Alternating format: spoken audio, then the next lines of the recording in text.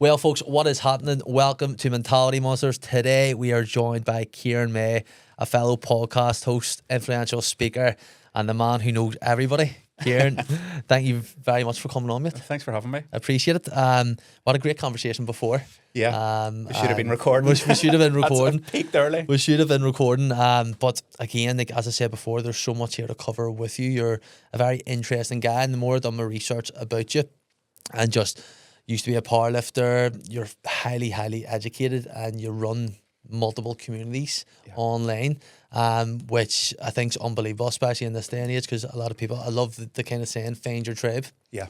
I love that there, because a lot of people are out there looking for their tribe, and a lot of people are looking a circle to be in. And I think if anybody that's watching this here that would be interested, definitely get onto the Natural and Resilience website and give Ciaran a follow on Instagram, because a lot of the stuff that you do is very, very good, and especially around mindset and personal development. It's phenomenal. So I just want to say that at the very start. And again, we might look like two hoods, but we're not. We're not. The attire is saying otherwise. Smart casual.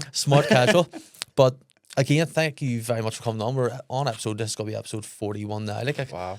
Can't believe we're actually at this stage. And the guests just seem to be getting better and better and better. So thank you very much for coming on, mate. No, mate, I'm honoured when you reached out. Unreal. So, bro, with this, this is your life story. This is the Ciaran May story. So, if you can take us back to the very start, what were you like as a young person, and where are you from? So, I was born 1986 and grew up just off the Falls Road on Cumry Street in Beachmount. Great childhood. Down the roader? What's up? Like down the road? Yeah. And now you're an uproader? Lisburn now. Live in Lisburn. Yeah. And what's funny? Up in the world? We moved out of Beachmount up to Andytown when I was about 7 or 8, so 1992, 1993, and I remember everyone in Beachmount calling us snobs because we were moving half a mile up the road to Andytown. But yeah, I grew up on Cumry Street, just your typical Belfast family. Kind of, dad worked hard in building sites.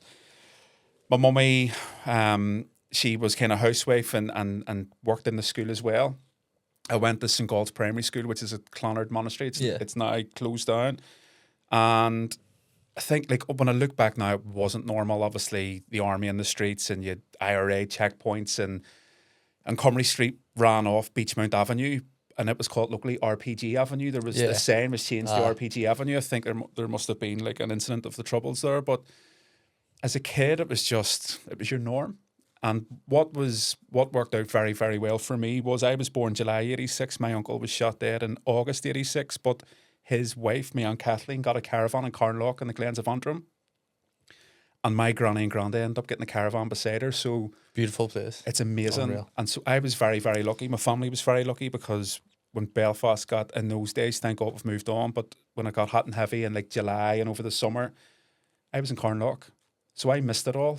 And that's where I got my love of nature. So, spent the full summer up mountains, in the sea, swimming in rivers, fishing, having the time of my life. So that was like, I would say I was very lucky and I had a very good childhood. What is it about nature that you like or appreciate? So I think, like, I love it now. We'll talk about kind of mindset and the importance of self-awareness and that. But for me, if I'm stressed or if I've a lot on, nature works every time. Nature's my go-to to feel better, to get a bit of breathing space, a bit of thinking space. And perhaps it's because when I think back of those very, very happy childhood years in Carnlough, it was in nature.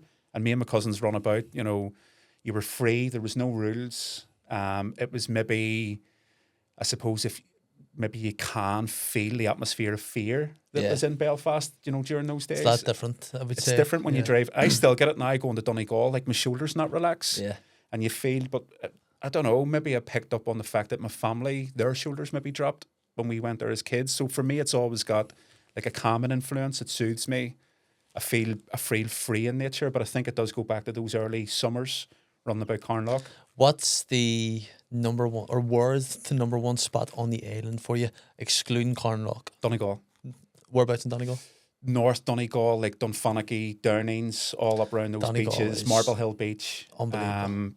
The Gaeltacht. So when I went to the Gaeltacht 15, 16, like Fulcara, I was able to take my mum last year. We rented a wee cottage out, and it's the simple life. I love simplicity. So for me, in a cottage, turf fire, pint of Guinness, my family around me. Quality. I don't need anything else. It's the small things. It is just that you appreciate. simplicity. You know, I'm probably quite a boring person. I just love the simple life. I think the older you get, Yeah. this more simple. You just want things to be easy, simple, and you don't really want much hiccups. Are you a fluent Irish speaker? No. I always struggled reading and writing it in school. I wasn't great in school. Always struggled reading and writing it, but I was good at speaking it. Yeah. So I got like the silver fun. I got an A in GCSE Irish and left school and kind of never spoke it again. And it's a bit of a regret. I would love to pick it up and at least be conversational again with it. Where did you go for your secondary school? St Mary's, and then got politely asked to leave and went to La Salle for a year and got politely asked to leave there too. My mummy and daddy broke up when I was about 15, 16, and I was the oldest of four and struggled with it a bit, if I'm honest. It was just, I suppose when you're a kid, you don't expect that to happen. You know, it's just, you've got a ma, you've got a dad, you've got a family unit, and then it breaks. And so I didn't really know how to deal with that, really. And I definitely wasn't a bad kid, but I stopped going to school, really. Stopped going to school, started going on the bike. I then got offered to work for a local builder at the weekends. And I started working like then a Friday, then a Monday as well. And then I started working instead of going to school, Was there much pressure? Like, as you said there, you were the oldest of four kids, and obviously you're the one that can actually understand what's going on the most. Like, it's a complicated situation that there in itself. Was there any pressure on you because you were the oldest there and you had to look after your, say, brothers and sisters? It's a turbulent time, I think, for anyone at the best of times. For me, I probably put a bit of pressure on myself. Like you can only deal with things as a 16-year-old. Yeah. You know, so it's okay, like in retrospect, looking back now and go, oh, this could have been different. But I then became man of the house at 16. Like the reality was my mummy was left with four kids and was struggling to make ends meet. So I tried to contribute financially. It wasn't much, but it was something, and that made me feel a sense of pride. So I probably put a bit of pressure on myself to do that. With regards to my younger sister, my two younger brothers, I felt a wee bit of like protectiveness around them. But if I'm honest with you, I went my way of dealing. I kind of resented that my childhood was cut short. Yeah. And it wasn't cut short by anyone. It was my interpretation of it. That 1 minute I was a child, and the next minute I was on building sites. And so there was no transition. There was no transition, and it was a baptism of fire. It was a completely different world that I was unprepared for. And what was that like for a young 16-year-old? Well, I just remember going like onto a building site and working hard. Don't get me wrong, it got me fit and it got me strong. But it's as a boy, you're dealing with men, big, burly, strong men, and like building site conversations and crack it's brutal. It's rough. Now, to be fair, I think some of them, they ended up taking me under their wing, but I felt as if I threw my education away, and I ended up kind of getting really bored of it. You know, it's like fed up. I mean, I respect anyone that works on a building site and labours because it's hard graft, but like in the canteen, it was just reading the Daily Star, and you weren't invited to have proper conversations, or it was just very one-dimensional world that I struggled with. See, growing up at that time, obviously you said there previously that your uncle was killed the month after that you were born, and you're kind of growing up in that their environment, and as you say there, like you went to Carnlough, but for say another 10 or 9 months of the year, you're in Andytown, you're in Belfast. Did you never get caught up in any of that or malarkey that never came? Because I think thankfully I was just at the age where you're behind. It was almost a lingering thing. Like I remember a couple of really bad rats. I think there was a soldier, Lee Clegg, shot somebody, and he was released from prison. And I remember really bad rats. I remember I lived in Riverdale, and I remember hearing really bad. I had maybe 9 or 10. Really bad ratting on the Andytown Road. I'm not sure if it was maybe Rosemary Nelson was killed, but there was really bad ratting, and me and my mates, we weren't allowed, but we snook round to the Andytown Road to watch it. And I remember eating a packet of crisps, watching this all unfold, like hundreds of people, the army, buses burning, and then I remember all the travellers coming down in their vans to get the scrap metal and stuff. Like we were just watching this as kids. I remember the ceasefire being called and everyone celebrating. But as a kid, it was just like watching Just the norm. like EastEnders, and do you know what I mean? Like it's you're a kid, you don't know any different. So now, near 40, I go, that's not normal. And thank God my kids don't have to see that, or if they ever see it, it's like a documentary. But as a kid, it didn't really faze me, just because that's all you know. That's your goldfish bowl. It's funny enough you say that Lee Clegg incident, because that's something which we get actually taught when you're in training.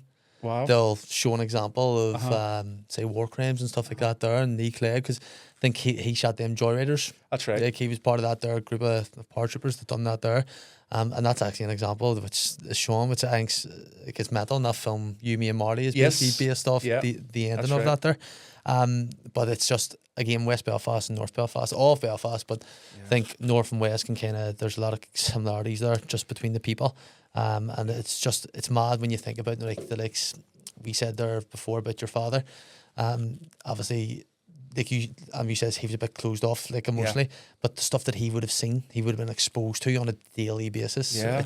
So I high kind of pressure place. I grew up late 80s, early 90s, and would say I had a good childhood. Now, there was no luxuries. It was just your traditional Belfast upbringing. Like, there was no foreign holidays, no fancy clothes. It was just, you never went without food, but everything was basic. But if you go back one generation, my dad grew up in Turf Lodge in the 70s, and it was tough.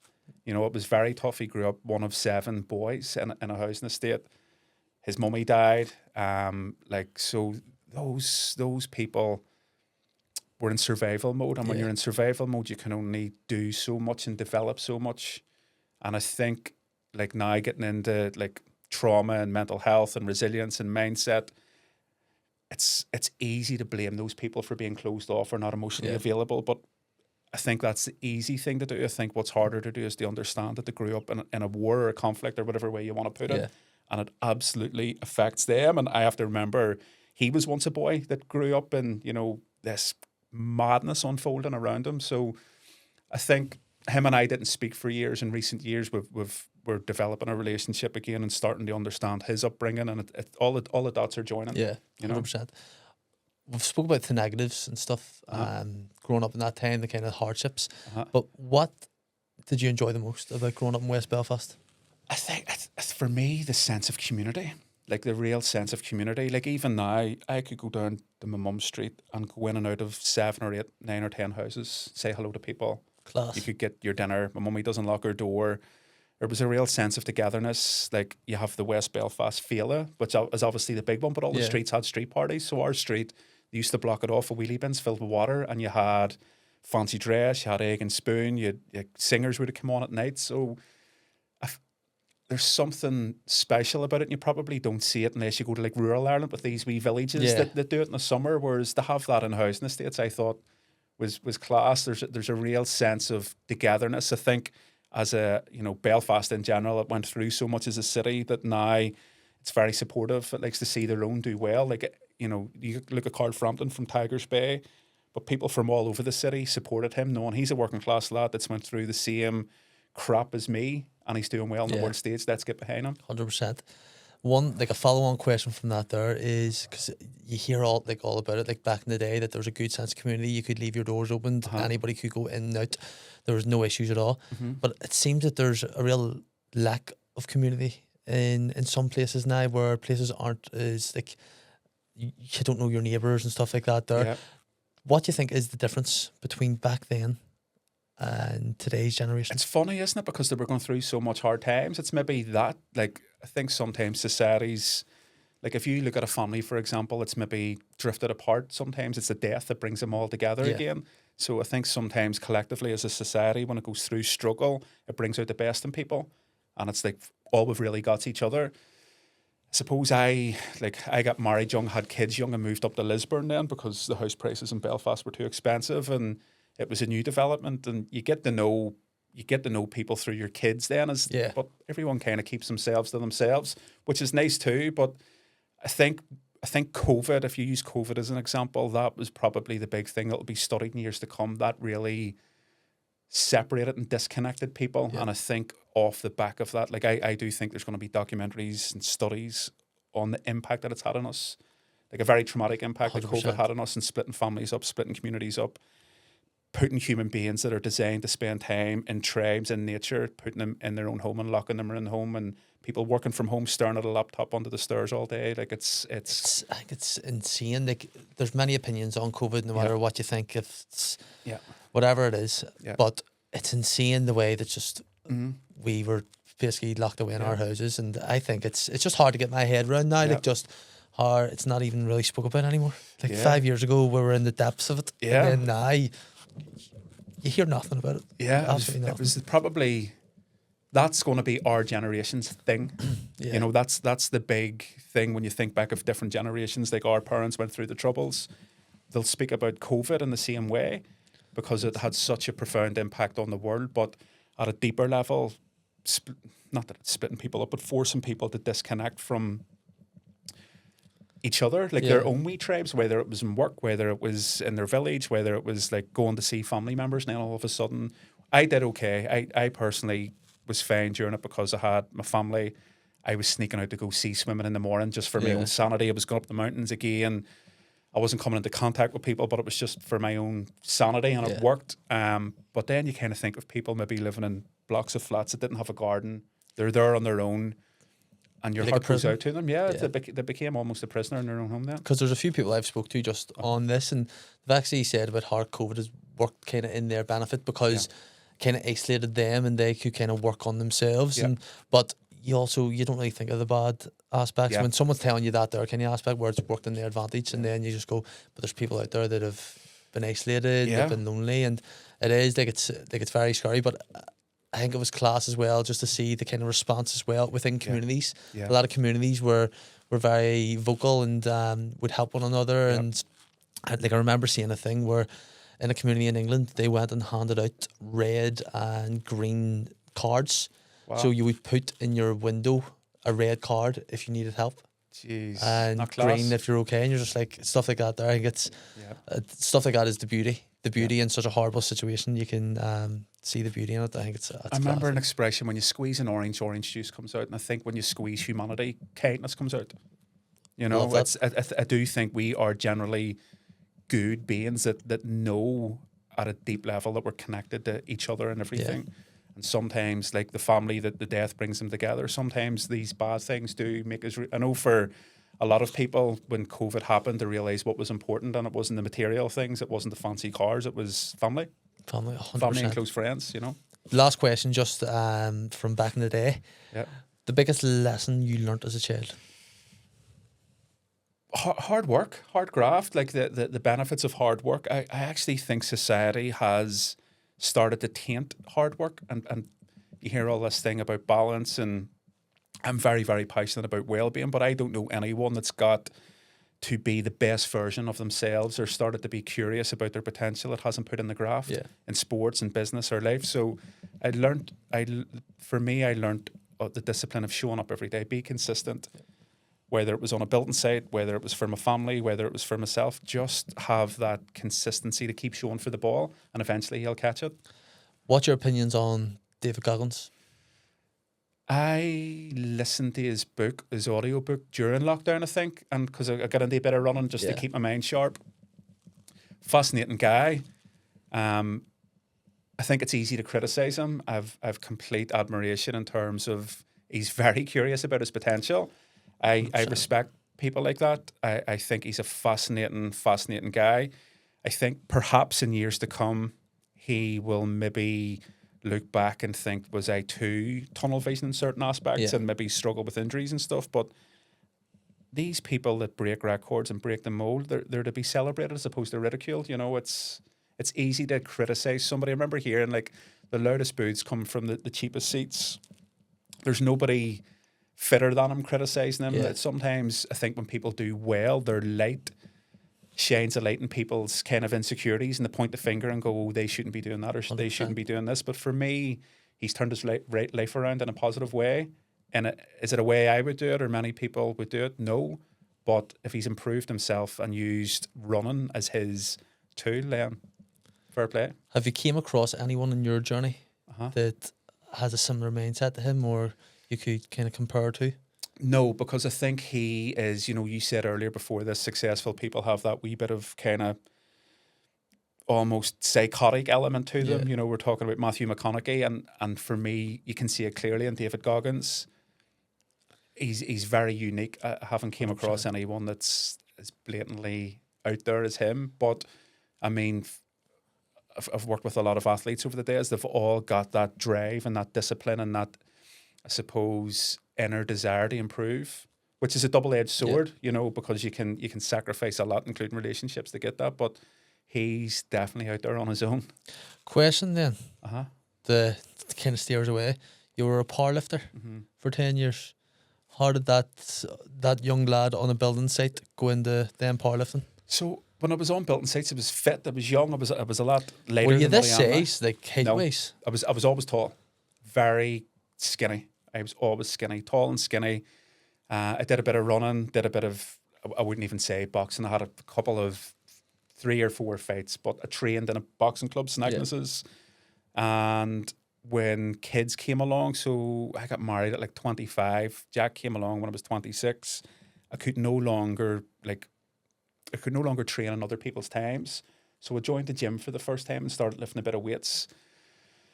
And after a while, because I could come and go at different times, and I joined a gym which is now closed, but it was a famous gym in Lisburn called Rock Pit, and it's where a lot of bodybuilders and that trained. And there was a powerlifting club, and I remember watching these guys lifting like stupid weight, like people bench pressing over 200 kilos and that. And I was just in awe at this human strength. It was amazing. They all seemed to get on well.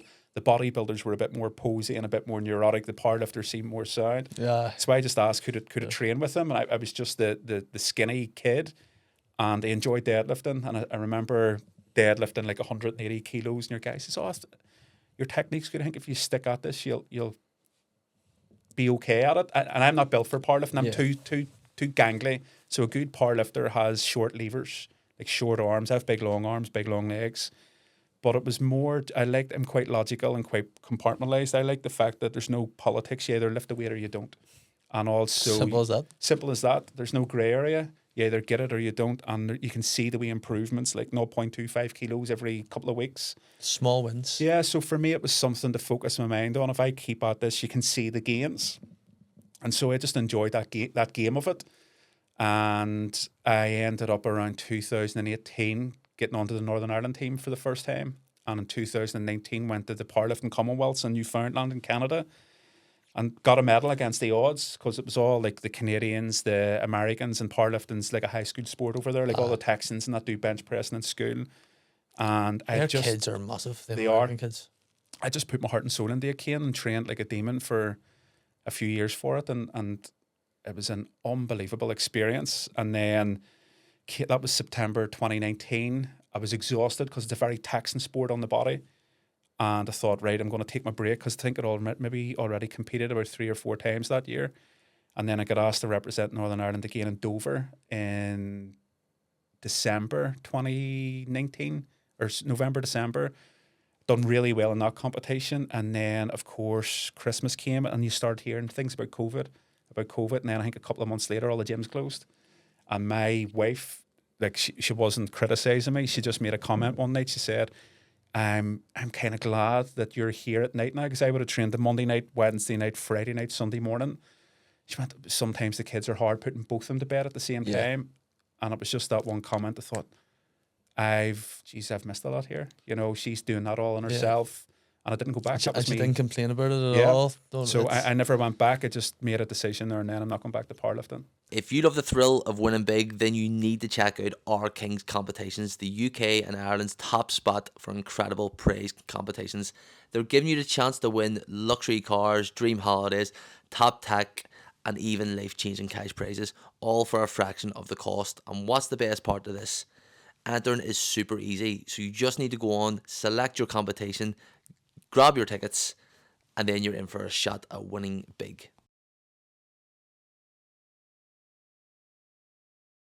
With guaranteed winners in every draw and some of the most amazing prizes out there, our Kings is the place to be if you want to turn a little into a lot. So, what are you waiting for? Head over to www.ourkingscompetitions.com now and grab your tickets, and you could be our next big winner. That's Our Kings Competitions, where dreams become reality, and enter today.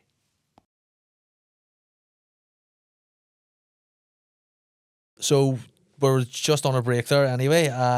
First question, jumping back into it, is how important is your wife to your success? Most of it comes down to her.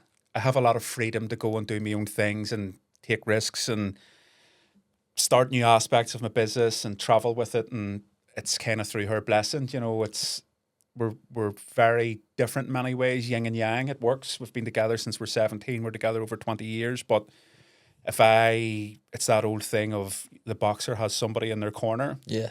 She's been in my corner 24/7 every single day since we're 17 years of age. So I mean, not probably the most important person in my life, without a doubt.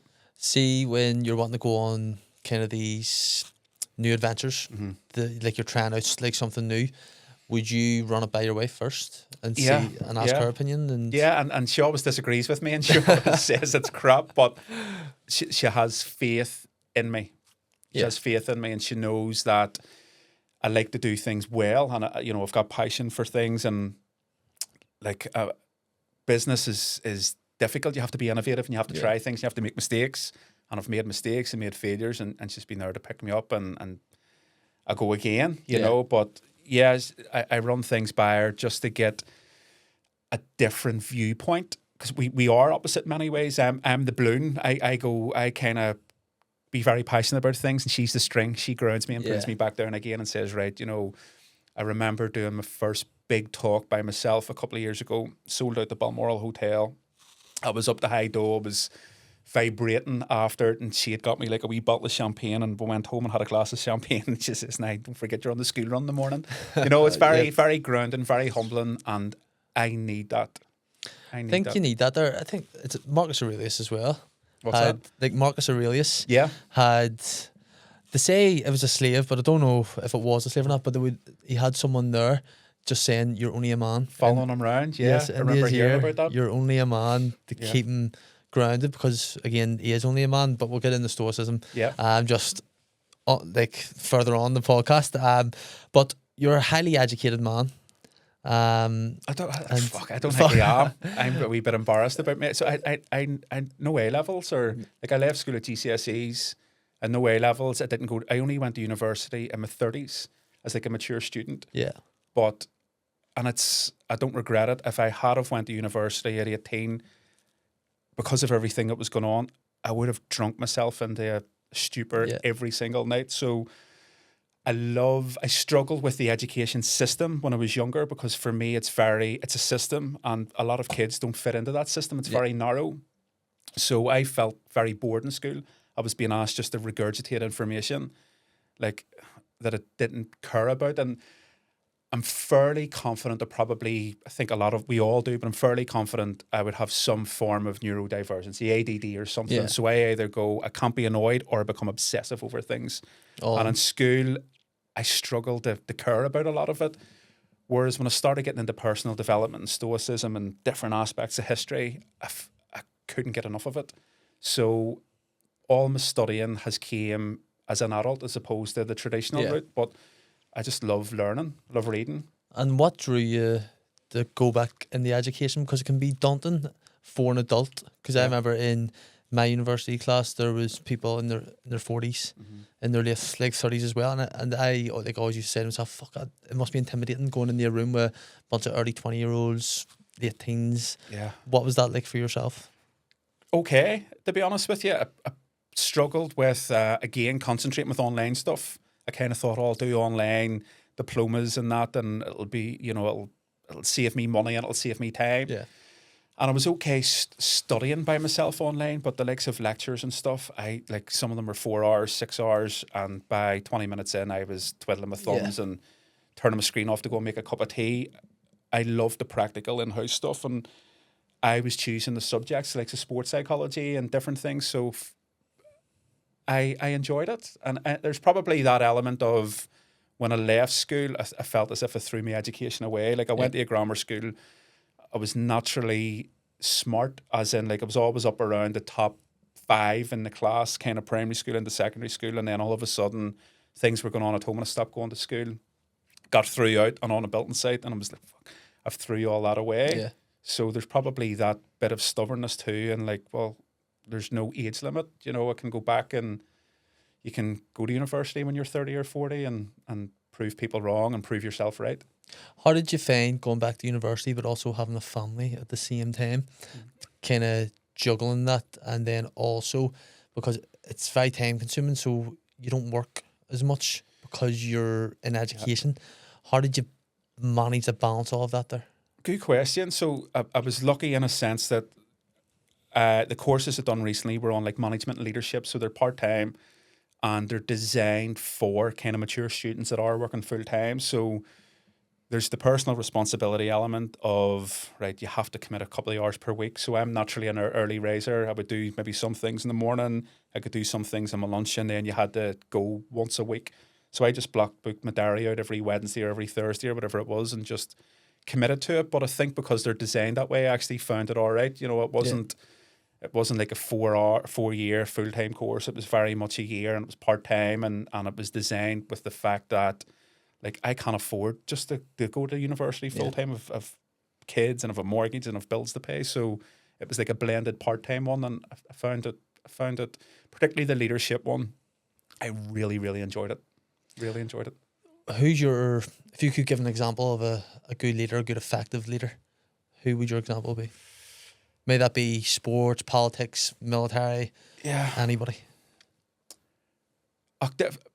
Immediately my head went to my grandfather, who was very a gentleman in every sense of it. Just the love he gave his kids and his grandkids, and what a man could be and should be.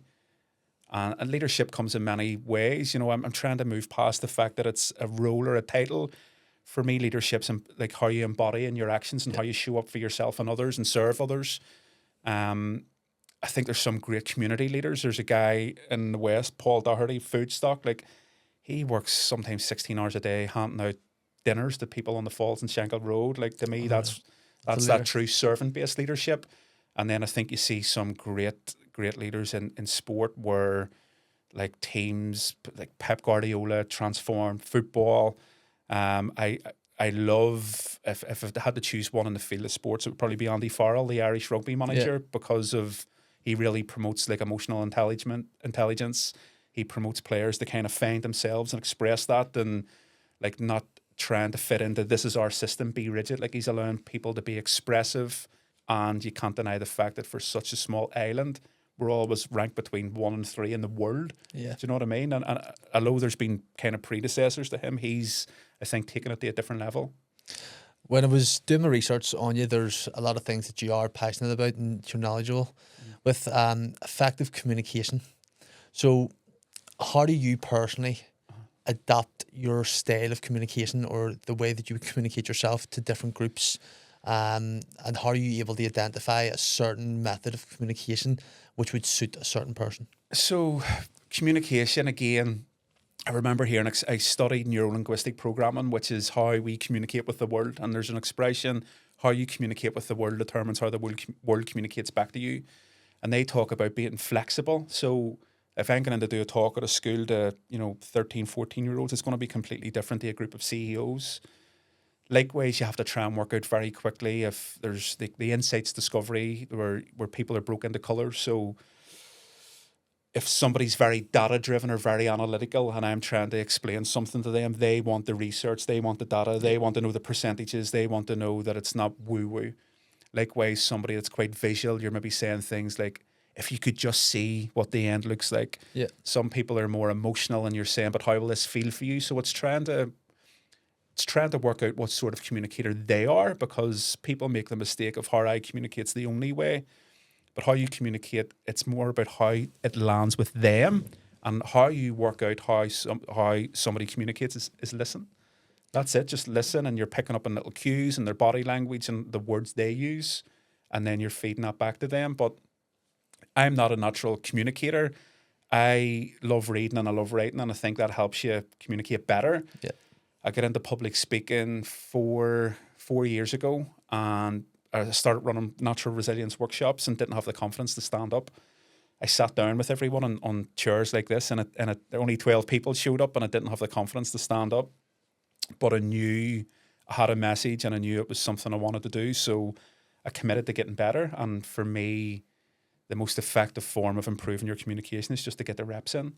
You know, just keep talking, keep showing up, keep improving. And funny, I remember 2 years ago speaking at the Culterland on the Falls Road on like a panel discussion with Michael Conlon, Neil McManus, who was the interim hurling captain, Conor Myler, Annette Kelly, and I took like stage fright essentially.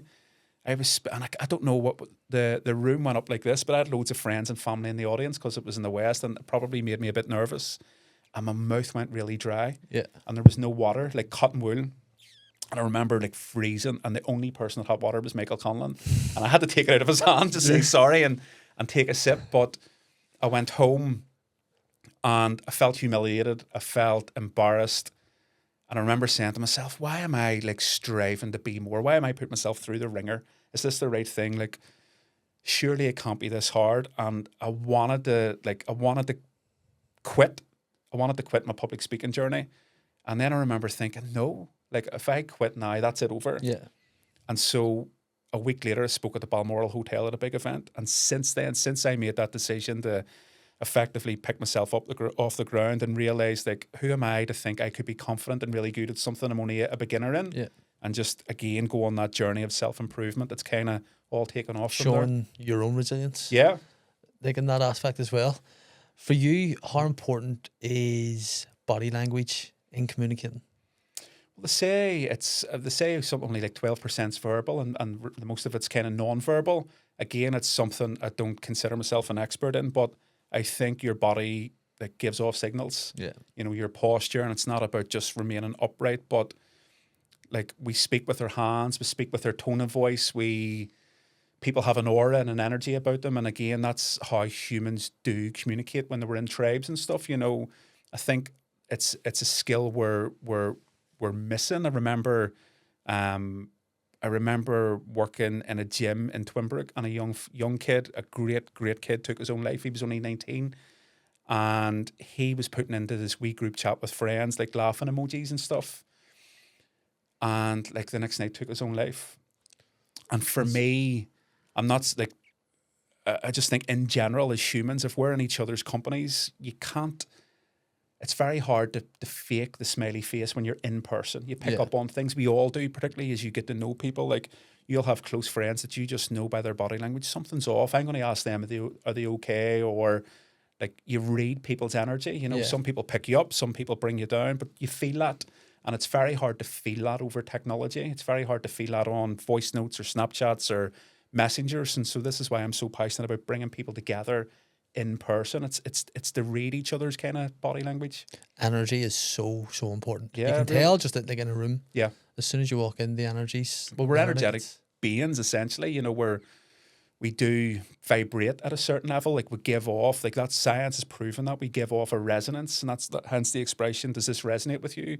It means, is your bioresonance matching mine? That's the frequency. So we do give that off, and humans used to be very attuned to reading that, and we're losing that as technology increases and increases. And listen, technology's great. We're recording a podcast, and hopefully a message impacts somebody in a positive way through the digital world. But like, we have to be careful of what we're giving up or what we're sacrificing for technology.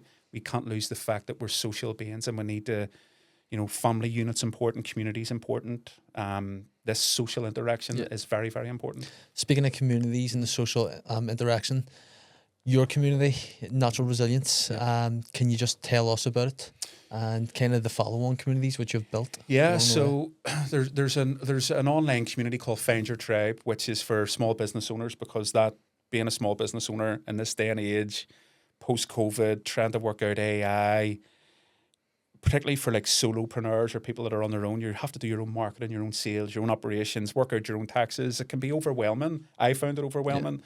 It's a steep learning curve. So I created an online platform for small business owners to share their knowledge and to network with each other and to open doors for each other. that's kind of a little thing on its own. And, you know, there's loads. I do want to bring business owners into the sea, take CEOs away on retreats. But I think everything Natural Resilience stands for is about using a digital platform to create in real life, in-person events and getting people in a room together. Yeah. And I think when you get the right people in a room, you create something truly, truly special that you can only feel. Like, you have to be there. It can't be replicated online. Do you meet up a certain amount of times a year or a month? So we try that little group is just like a small buy-in. I think it's it's less than £1 a day it works out, but we usually have one in-person meetup per month. So that can be like a networking breakfast. Sometimes in the colder months we'll do hot yoga in Belfast, and like the little sub, so to speak, pays for all that. And then we'll bring on, like, there's a girl coming on next week to do a marketing webinar, how to create a marketing plan for your business. So it's just about sharing all that intellectual property. How do we all help one another? And I think when you get into business, you go, oh God, I have to work all this out by myself, but you don't, you know. And how are you finding the community that you're bringing? Because I've seen you done like a getaway there recently, or was that you just going away? What one was that? So was it 2 weeks ago? When I was messaging you to come on here, you put up like a photo, and it was like a lake. That was maybe just me away, was it? You away? Or I did. That was a work thing. I took a group of business owners to Finlock in Fermanagh, and that's like the Rising Tide Network. So get them into the sea at sunrise, and it's all about kind of the taglines: "Leave your stress in the sea." So we'll do that and have breakfast, and very like informal getting together. Unreal. And would everyone be open to doing like stuff like that, or is it just basically? Well, the people that come to it know what they're coming for, you know, so they're open to it. There's a lot of people that are just like, it's not for me. It's too early in the morning. It's too cold. I don't want to get in the water, and it's not for everyone. Like, that's the reality of it. You know, sea swimming and cold water and breath work has been very good to me. Yeah. But other people have different things, and that's healthy that people have their own tools. But for me, I just want to show people the benefits of nature, and I suppose a bit of developing your resilience through the likes of cold water or through the likes of introspection, whatever it may be. What first started this passion for well-being and for mental health?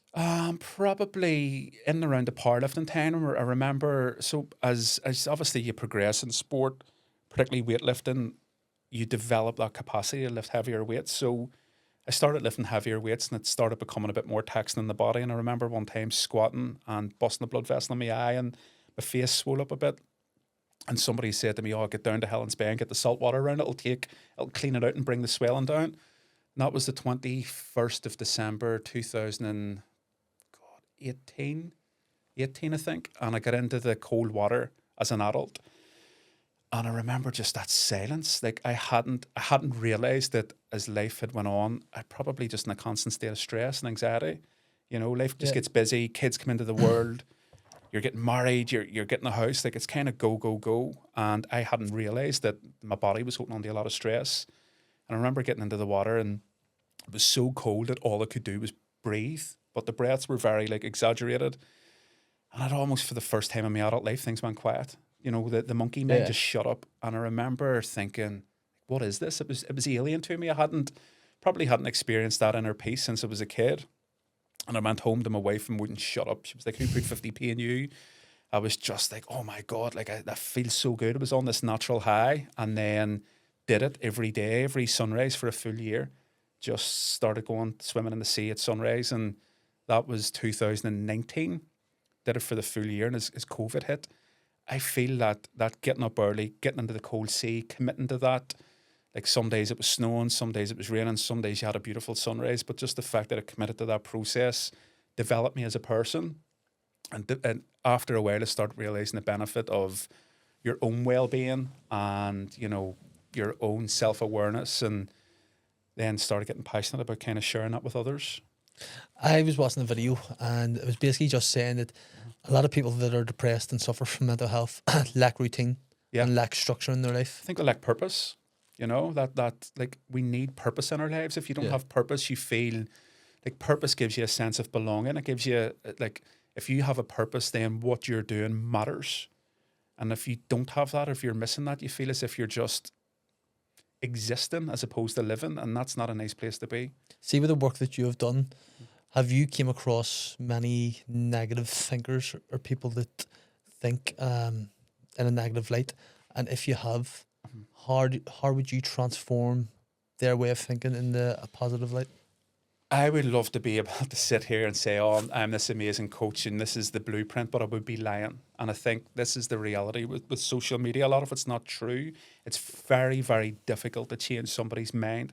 It's very difficult to change somebody's mindset, because it is a set of programs and it's a set of beliefs that can be conditioned for decades.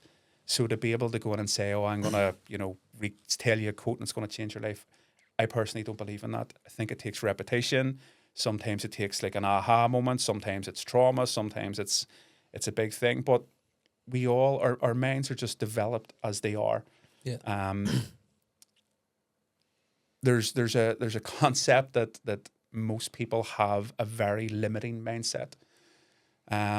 So I meet people of all different shapes and sizes and mental ability, and it's not about trying to get them to do more. It's about trying to get them to be more. Yeah. So I think the answer lies in like getting them to see their own magic, getting them to see their own potential.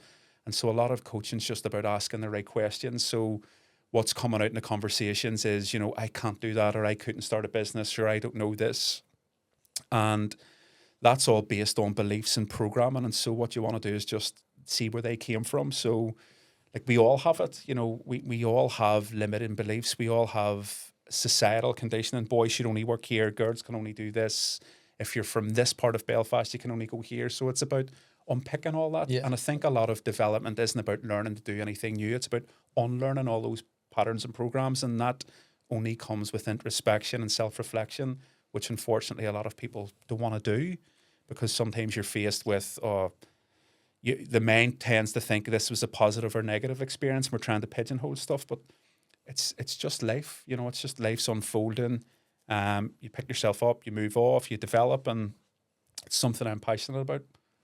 We'll go into the thing which I'm most eager to speak about. Okay. The Stoics. Uh-huh. Stoicism. I think Yep. Stoicism has done a lot for me, and the way that I think, and the kind of what I want from the world, and what I used to expect from the world, but what I actually expect now.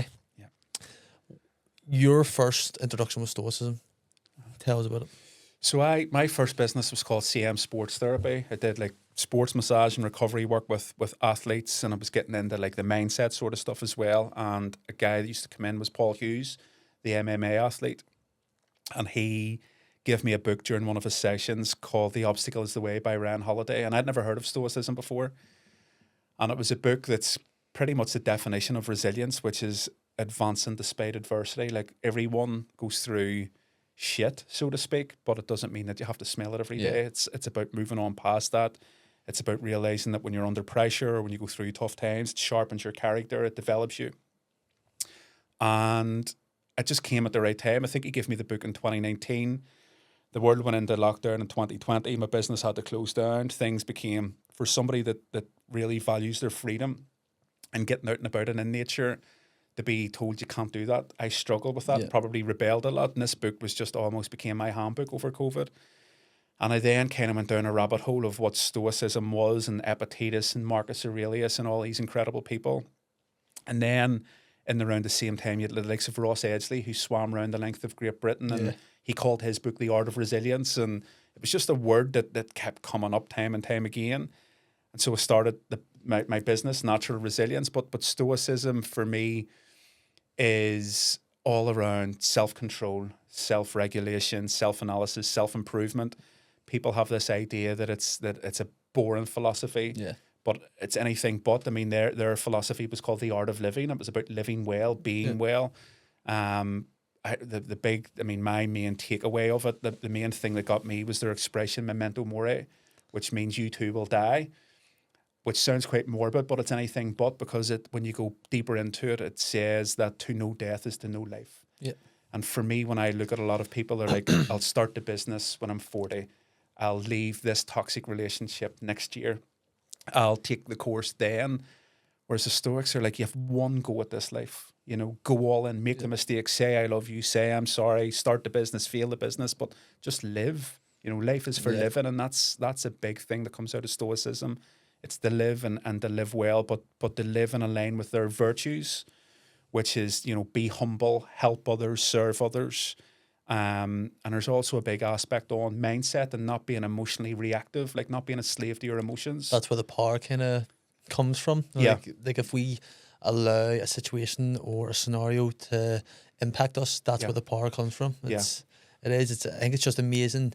The key concept for me when I first started learning about Stoicism was I can't control what happens, but I can control how I react. Yeah. And stop asking why this is happening. Yeah. And just, it's the cards you're dealt. Yeah. You just play those cards. So they and talk about that's just the control way the it is. controllables. And even when life, and there's very little we can control, like you can't control who's elected the government, you can't control the weather, you can't control life, but you can always control how you respond to Yeah. it. And that's the big, I mean, one of the pillars of Stoicism is personal responsibility. So do I agree with this? No. Has this impacted me negatively? Yes. However, it's up to me to choose how to respond to this. So it's always putting the onus back on the person as opposed to playing the blame game. And one of the aspects was for every moment you remain a victim of circumstances, you'll never be a victor. You know, so it's all about like stop blaming the world. Stop blaming your upbringing. Stop blaming what your partner said. Stop blaming because this person, stop blaming the cost of living. Like, how do you respond as a person, as an individual? And I get great power from that because it makes me feel as if you're the author of your own life if you choose to respond in alignment with your highest values or the person you want to become. So, if someone wanted to start exploring the world of the Stoics and philosophy, where would you recommend they start? Ryan Holiday. So he's an author that we both like, but Stoicism and philosophy, ancient philosophy goes back hundreds, thousands of years even, and it's written in a certain language and it can be overwhelming. I still find some of the books very overwhelming. So Ryan Holiday, I think, is an expert in Stoicism, but he's an amazing skill of taking a big, vast subject and simplifying it and modernizing it. So for me, what he's done, he's taken Stoicism and he writes it in a language that is applicable to modern living. So if you want to get into it, I would start on his books. And in actual fact, you could just stay on his books. He's great, man. He's amazing. He's a very intelligent guy. He makes that philosophy, which goes back to like ancient times, like 100% applicable to modern life today. You know, I would start there and stay there, to be honest with you. Is there any practices of the Stoics when it comes to visualization or gratitude and meditation that you have implemented in your own life? Probably that memento mori. Like, again, it sounds quite morbid, but meditating on death, and I don't mind sitting in the lotus position, but knowing that like this world is finite. You know, it's, they say the average life expectancy in the UK and Ireland is 80 years of age, which is 4,000 weeks. So memento mori, it's not that much. So memento mori would get you to kind of look at if those 4,000 weeks are like a poker chip on the game of life. Like every week, whether you like it or not, you have to put down a chip. And the thing with life is you're not guaranteed anything. So you don't know that there could be 2,000 behind you or 20 or 2. Yeah. So it's about playing the game of life and satisfying yourself. Am I spending my chips wisely? You know, and so I would think about that on a weekly basis. Like, how did I show up this week? Yeah. What lessons did I learn? What mistakes did I make? How can I improve next week? And just knowing that one day it's all over. And so I'm happy to take risks and make mistakes, but at least I'm playing the game. Yeah. The Stoics are great leaders. You've studied a lot of great leaders. You understand what good, effective leadership is. In your experience, what do great leaders have? What qualities does a great leader have that good leaders don't have? Self-leadership. Like you can only lead others as well as you can lead yourself. I heard a great quote recently that your ability to lead a team is in direct alignment to your cognitive and emotional development. Yeah. That's part, and it's so true. So, I mean, you can read a book on leadership, you can study a course on leadership, and you can be absolutely terrible at it because it's just a role. But I think somebody that's improved themselves as a human being and then can articulate that to other people and be somebody that people want to follow, that's where the magic lies. So it's not about the fancy title. It's about who you are as a human being and like your own self-awareness, your own emotional intelligence, and being of service. Like leadership's about serving others or about serving your community. It's not It's not about dictating. That's dictatorship, and there's a massive difference between that and being a good leader. Leaders are somebody that you want to follow. And I think if to be a good leader, you have to follow as well. Like, I'm passionate about having a mentor and being coachable. And, you know, I think the day you think, oh, that's me done, I'm the leader here, and people follow me, you've probably went stagnant or taken a step backwards. You mentioned there emotional intelligence. What is your like definition of emotional intelligence, and how crucial is it to be a good leader to have emotional intelligence? So I think we're all emotional beings as humans. Like, we all experience emotions. We all feel those in the body. I think we have been conditioned in such a way, particularly men, to numb ourselves from that feeling or disassociate from that feeling. So for me, an emotional intelligence is essentially a form of self-awareness, where it's not about what's happening up here, but it's about what's happening in the body. Yeah. It's about how the nervous system is responding to life. And what we do is we give it names such as anger, shame, guilt, passion, joy. And it's about recognizing that when you're experiencing that kind of hormonal dump in the body, that you will act a certain way, or you will behave a certain way. So, for example, if you're experiencing fear in the body, you're going to react out of fight or flight. If you're experiencing anger in the body, you're going to act out of frustration or overwhelm, or, you know, in defensive mode. So it's just about knowing that there's a feeling in the body. There's a reason for that feeling, what we call a trigger. And so, like, there's different levels of it. It's maybe then identifying your triggers, which are usually formed in childhood, and freeing yourself from those. So it's then making peace with the fact that you can choose to respond differently to life. But that takes practice, it takes patience, it takes guidance, because again, in Belfast and Northern Ireland, our parents grew up in a world where, out of pure need for survival, they had to emotionally disconnect from their emotions. There was a constant state of fear. There was, you know, murder on the news, murder on the streets. And so how people did that was to numb themselves from it. So we're the generation that's starting to talk about this again, start to talk about trauma and emotions, and it's not it's a very positive thing once you know how to use them to your advantage, and not to be a slave to them, but also not to dissociate or detach yourself from them. And I think when you start to develop that, then you become a better version of yourself, a better person, and therefore, if you want to lead, then a better leader as well. You see things online now that says, say, men, the normal like man thing to do is not talk. Just bottle it up. You keep it inside. You don't trouble anyone else with it. What would you say to someone that has that view of you shouldn't talk about your trauma, you shouldn't talk about this, you're a man, you keep it in? What would you say to someone like that? I remember reading a book years ago that said, to be a leader, you should be able to cope with pressure, which I think's true. Yeah. I think's true. The best leaders take on challenges, they have big shoulders, and they deal with pressure. I would add to that if you're taking on pressure in life, so if you're going through things and you're thinking to yourself, I don't want to burden my wife, I don't want to talk about this, I don't want to play the victim card. It's okay dealing with pressure, that's great, but you need a release valve to release that pressure. The problem in our society is a lot of people's release valve is drink or drugs, or overworking, or pornography, or whatever it may be.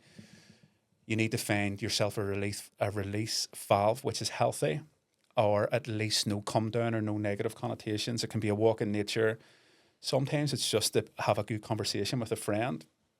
I think the problem is a lot of people feel vulnerable when they do that, and they associate vulnerability with weakness. Yeah. Because we have been brought up, boys don't cry, and if you're vulnerable, you'll be picked on or preyed upon. For me, part of the conversation needs to be that there's a massive strength in vulnerability. So if a friend comes to me and he says, Ciaran, I'm really struggling at the minute, I would see that as an absolute strength, because I know it takes a lot to be so open and to show that form of vulnerability. And it's a massive part of authenticity. So we need to, from a very young age with boys, getting them to say that it's actually quite healthy to say, I'm stressed. Or a big thing with men is they develop a fear over their anger. So they don't know how to process their anger, and they think, God, if I'm angry, I'm going to punch somebody, or I'll cause chaos. And if I cause chaos, like, there's such a ripple effect of that. So they have a fear about it. And so then they disassociate from their anger. And it's just this ripple effect of inner turmoil. So they have a fear about causing outer turmoil, but because they repress it, it's just creating inner turmoil. So it's conversations as men that we need to have. And it's not about sitting in circles crying, but it's about having the self-awareness to know that if you don't speak out or you don't know how to cope with it, not only are you causing yourself, inner turmoil, but you're also unconsciously hurting the people close to you, because whether we like to admit it or not, we close off or we become snappy or we say things or do things that we regret. So it's very, very healthy to have the release valve in a positive way. So, like, if someone is watching this here now and they're feeling those emotions, they're feeling like they're stressed, what would you recommend them to do to kind of unwind? I think everyone's different, Caine. I think the fact that they realise it is a very positive step, because a bit like me getting into the water, I hadn't realised it for years because you're on the hamster wheel. Yeah. So if the hamster wheel stopped and they realise, like, my body's holding on to a lot of stress here, or my brain's overthinking and I can't switch off, the fact that they're aware of it is the first and most important step. It's then trying to work out what's causing that, because it's about trying to get to the root cause. There'll always be a root cause, like, I have to work so hard to do this, or whatever it may be. But I think it's very important as adults to have like an emotional toolkit, so to speak. So for me, I know I still get stressed, even though I'm very passionate about this. Life gets you stressed at times. It's about knowing how to regulate yourself. It's about knowing how to get out of a state of survival, out of a state of fight or flight, and into a state of rest and digest. Like, humans aren't designed to be high alert all the time. It just burns them out. Yeah. And this is where we hear expressions such as, I'm a nervous wreck, or my head's melted. Their nervous system is just burnt out, or, people are at burnout. So it's about recognizing how you're feeling in the body and how you're thinking mentally in the mind, and having ways of how to regulate that. Again, as I say, unfortunately, a lot of people, and I still love a pint of Guinness, by the way, but a lot of people's way of regulating the nervous system or soothing the nervous system is alcohol. Yeah. Which can spiral out of control. But it's also only a short-term effect, because what it does once the alcohol wears off, it actually makes you feel worse. And the body's then starting to try and kind of digest it, which causes effort and energy, which you don't have because you're already burnt out. So I always say to people, sometimes you need to slow down to speed up. Like, sometimes you need to step off the hamster wheel and stop doing what's made you stressful in the first place. Last question. You've worked with a lot of athletes throughout your time, throughout your career. You've seen a lot of athletes, even in the likes of powerlifting. Do any of them mention to you about visualization? Because it's something which I'm very interested in. It's something which I've tried to do before, but I don't know if I'm doing it right, because there's not really much information out there on how to properly visualize. But if you've spoke to any athletes, how important is visualization to their success? I would say most of them talk about visualization, and I don't think there's no right or wrong way to do it. Visualization, if you break the word up, it's visual. It's having an image, and an image is what our imagination creates. So this is why we call it our imagination. It's part of the brain that creates images. So all it is about having a vision. That's it. So it's about having a vision of who you want to become or what you want to achieve. So an athlete, for example, that's competing in the Olympics, their image might be one of winning a gold medal. So what they'll do is they'll start adding detail to that picture or that image over time. So they'll maybe start thinking, okay, well, there's the colour of my jersey, the green, there's my name on it, there's the gold medal, there's the audience, there's my father in the crowd. And they'll start adding more and more colour. And then what as that colour starts to build up and the picture starts to become clear, the mind's seeing it over and over again, like in this inner cinema, and then they start adding emotion to it. So then they start feeling a sense of pride, a sense of excitement, a sense of wonderment. So what's happening then is the body's starting to get emotionally attached to a vision that you've created. Yeah. And you start to experience that incident that hasn't even happened yet. It's in your imagination, but you almost become that, if that makes sense. So it's visualization is one part of it, but then it's committing to the journey of how you become that person or how you achieve that thing. But I think as you start to add the emotion to the vision, the the commitment becomes easier. You have a purpose. So, like, say an athlete that's training for 4 years for an Olympic Games, like there's so many ups and downs within that. There could be injury, again, so much out of their control. But because they're emotionally involved through the visualization, they commit to that process of going up and Yeah. down, which boils down to the discipline and the consistency. But there's one athlete in particular, he's Michael McKillop, but Dr. Michael McKillop, MBE. So he was diagnosed with cerebral palsy as a child and was told he'd never walk, and he went on to run for Ireland, winning 4 Paralympic gold medals. And he is very passionate about visualization, about seeing himself running, seeing himself winning a medal, about getting emotionally attached to it. Like he's one of our country's most decorated athletes and puts it all down to visualization. And It's his phenomenal. thing, it's amazing. It is. Like, the So mind doctors is told him, so powerful. you'll never walk, you'll never be normal, you'll never go to normal school. He was diagnosed with epilepsy on top of that at age 12. And Dr. Michael McKillop, MBE, Phenomenal. through I think visualization allows you to break free from societal norms. So we do get caught up in the hamster wheel, but with visualization, you start to wonder, like, what's it like outside of this?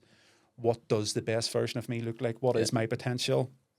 If I applied myself for a year, 2 years, 3 years, what would I be capable of? If I showed up every day for myself, how could I transform my family, my home? And so it gives you like a bit of an internal North Star to head towards, I believe. And I suppose like none of us know where we're going or what our destination is, but with visualization, you can start to create that and start to create like the life you want and the person you want to become. And it's the power of the human mind, really. You're creating images in your mind and then attaching yourself emotionally to it. And So the actual last question: uh-huh. what's next for Ciaran May? For me, The next year or two, what's more of the in store? same, Caine. Like I would visualize. I have a vision for myself and my business, and now it's about just consistently following that. I'm doing TEDx this year in June, which is Unbelievable. mad for a young kid from West Belfast that left school, GCSEs, and his first public speaking gigs, didn't have the confidence to stand up. So TEDx is this June. Where's that? It's actually in the Devonish. It's the first time Devonish? coming to West Belfast. Unreal. Yeah, which it just feels like it's meant to be. Yeah. It's called TEDx Black Mountain. I used to play in Black Mountain as a child. I used to be a very nervous speaker. I still get nervous at times, but it just feels like this. It's all again through visualization, but I feel as if it's the universe's way of rewarding me for not giving up and to be courageous. It's a pinch me moment as It well. is, yeah. And It's your people as well. It's my wife you're will be getting there in the showcased. audience. She's been with me from day one. I'm doing a retreat in October in Spain, in Alicante, for CEOs. And again, just putting myself, when I think of why I improved so much as a powerlifter, it's because I was the weakest one there. I trained ended up leaving Rock Pit and training in a private gym in Ballynahinch, and everyone there was on the Northern Ireland team. And I do believe in that power of your environment. Within a year, I got on the Northern Ireland team. When I'm with CEOs and these people that think at that level, I do, like, proximity is power. The conversations are different. You start to realize as well, there's zero difference between us. They make better decisions. I love being the weakest in the room because I think you grow massively as a result of it. The problem is it requires humbleness, and a lot of people sometimes feel awkward about being the weakest in the room, or maybe their ego doesn't like it. But I think if you choose to be the weakest in the room, you grow exponentially. So just more of the same this year. I'm 40 next year. I would like to get the 40 kind of good health, physical, mental, emotional, spiritual, keep improving as a father and a husband and human, and just show up every day. Unreal. So you've got last thing to talk about. You've got your first live podcast. Yeah. That's at the Balmoral in June. 12th of June. The 12th of June. So how do people get their tickets? Michael McKillop, the guy I was telling you about, he's one of the guests. The Paralympic athlete, and Annette Kelly. So yeah, my business, what I've started to realize is my business exists. I feel part of my purpose is to bring people together in community, in real life, in person.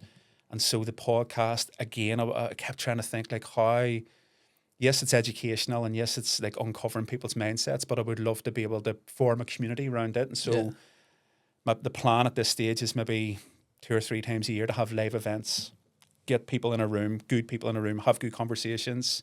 So that's the first one, is Thursday the 12th of June in the Balmoral Hotel, and tickets are on Eventbrite or on the Natural Resilience page. You can get them through the Unreal. the link in bio, is not what everyone The says. link in bio. Unbelievable, mate. Well, Yeah. thank you very much for coming Thank on, you. bro. Honestly, it's been an absolute pleasure. Thanks, mate. You're an absolute gent. Cheers. Cheers.